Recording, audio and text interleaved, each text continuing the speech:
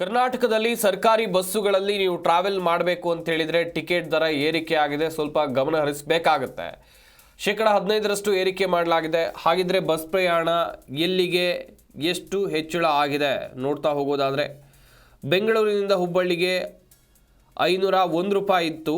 ಈಗ ನೀವು 576 ರೂಪಾಯಿ ಕೊಟ್ಟು ಟ್ರಾವೆಲ್ ಮಾಡಬೇಕು. ಬೆಂಗಳೂರಿನಿಂದ ಬೆಳಗಾವಿಗೆ 631 ರೂಪಾಯಿ ಇತ್ತು. ಈಗ 725 ರೂಪಾಯಿಗೆ ಈ ದರ ಹೆಚ್ಚಳ ಆಗುತ್ತೆ. ಬೆಂಗಳೂರಿನಿಂದ ಕಲಬುರಗಿಗೆ 706 ರೂಪಾಯಿ ಇತ್ತು. 811 ರೂಪಾಯಿ ಕೊಟ್ಟು ನೀವು ಪ್ರಯಾಣವನ್ನು ಮಾಡಬೇಕಿದೆ.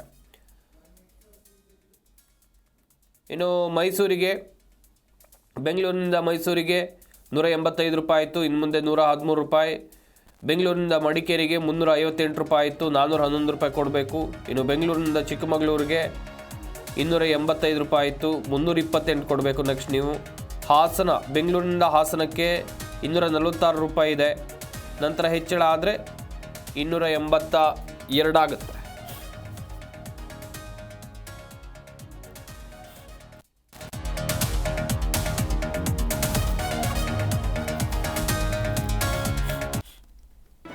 ಜಿ ಕನ್ನಡ ನ್ಯೂಸ್ ಈಗ ನಿಮ್ಮ ಮನೆಯಲ್ಲೇ ನೋಡಿ. ಎಲ್ಲ ಕೇಬಲ್ಗಳಲ್ಲಿ ಈಗ ಲಭ್ಯ.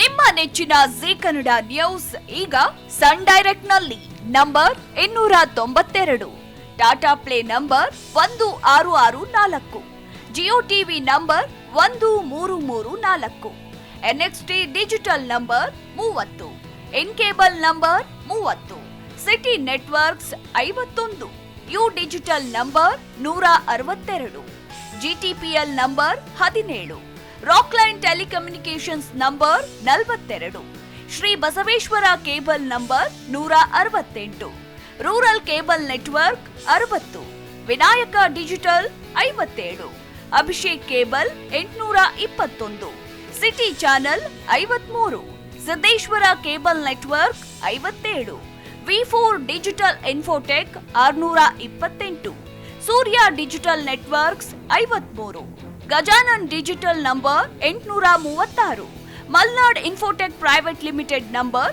56, Metrocast number 830, victory digital number 167ರಲ್ಲಿ ನೋಡಿ ಆನಂದಿಸಿ.